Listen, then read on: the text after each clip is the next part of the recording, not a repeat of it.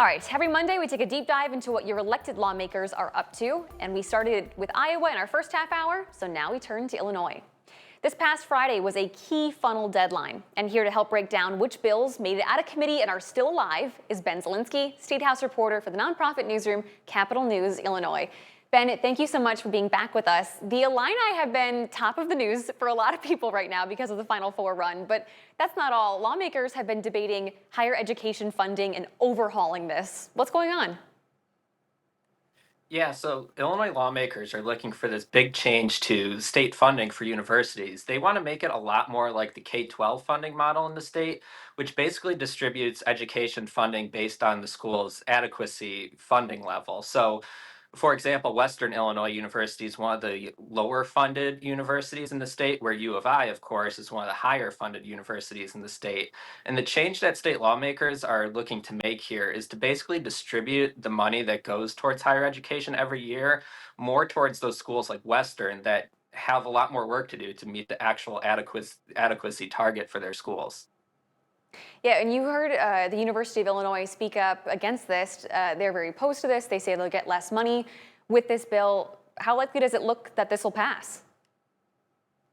So far, so good, I think, as far as the bill is concerned. I mean, this has been talked about for a number of years now. So to see it actually moving forward out of a House committee this week, I think is a really big step in that process.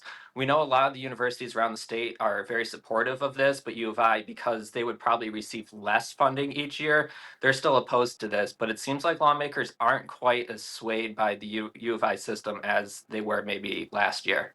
Hmm.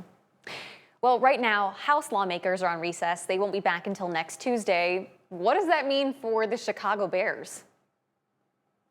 Well, that's a good question, but it doesn't seem to mean really anything. I think we're going to start seeing a lot more of those discussions here in April. You know, there was a lot of talk that something had to be done by the end of March to save the team staying in Illinois. But lawmakers are taking this pretty slowly, like any other bill. They're trying to rally up the votes. There's currently not enough votes to even pass this legislation because of concerns over property tax rules that are in this law. So really what I think this means is there's going to be a lot more conversations over the coming weeks, but I wouldn't be surprised if something moves forward in April. But I also wouldn't be surprised if this issue gets put off really until the end of the spring session at the end of May. Hmm. A lot of people are watching that one. And something else a lot of people were watching was Friday. It was a really critical funnel deadline. Bills needed to advance out of committee to stay alive this legislative session. There were more than 250 that made it through. So we're just going to rapid fire go through a few that have passed and are still advancing. I want to start with cell phones in schools. What's happening here? This was an initiative that Governor Pritzker proposed last year. And basically, what this bill would require is all the districts in the state must create some sort of policy for their districts on how cell phones in the classroom should be handled. So this is not going to be a blanket ban on cell phones in schools, but this is more going to require a school to have a policy that teachers should be following. But there's going to be a lot of open-endedness as to whether teachers need to fully follow the ban. There's going to be, exemptions for medical purposes, lunch periods, stuff like that. So it's not an outright ban on cell phones in schools. Well, I want to stick with schools because another bill would be a ban. It would ban ultra processed foods in Illinois schools. What are lawmakers saying about this one? Yeah, obviously we know that ultra processed foods are not the healthiest thing for you. So lawmakers are looking to crack down on that in school lunches. So really, this is a multi-year process that would require banning the foods in school lunches by the end of 2032.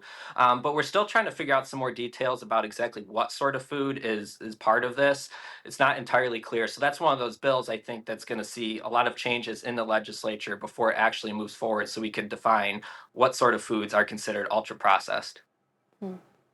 Well, one bill that we've been following for several weeks now, it was still advancing. This would create an independent board with the power to set a maximum price on certain prescription drugs, but you got lawmakers on both sides that are concerned about this. Why are they concerned, and then why is it still moving forward? Yeah, this is obviously a bill that a lot of lawmakers hope would reduce the cost of prescription drugs, but there's a lot of concerns, I think, of the feasibilityness to this kind of bill. Is this actually going to lower drug prices? What sort of things is the state going to need to implement to actually make this bill a reality? There's also concerns over whether the state's actually going to be reimbursed for Medicaid. Costs that are covered under some of these prescriptions. So I think there's still a long way to go and a lot of conversations that need to happen. And as you mentioned, we've been following this for a few years. It's one of those things that sometimes takes a long time to actually move forward. Illinois is not the only state that has implement or is looking to implement a board like this. So we're looking a lot of at Colorado, for instance, that has implemented a similar board. But finally, the House Energy and Environment Committee has advanced a bill that would allow composting human remains as a burial option. You even saw 3 Republicans that joined with Democrats in supporting this. What's up with this bill? Yeah, this is a very unique option, and it really would allow basically what it sounds like. You can have your remains composted as part of your burial option. But it's obviously a very controversial bill for ethical reasons. The Catholic Church is opposed to this legislation, for example. And there's other practical concerns we've heard from funeral home directors wondering how is this actually going to work in practice, if this is an option that someone chooses. So it's really been interesting to see kind of some differences across both sides of the aisle with lawmakers in the Republican Party supporting a Democrat bill, but other Democrats that do have concerns over this. So we'll see how this moves forward. This one's been around for a few years as well. So, it's still, I think, early in the process to know if this is actually going to head on to the governor's desk. Yeah, still certainly early in the process, but we are quickly approaching the end of May, which is the end of the legislative session. So we'll keep following these bills. Ben, as always, thank you so much for your time with us here today. And for you guys at home, we have our political coverage for both states up on our website. You can find the latest underneath the As Seen on TV tab at the top of the homepage.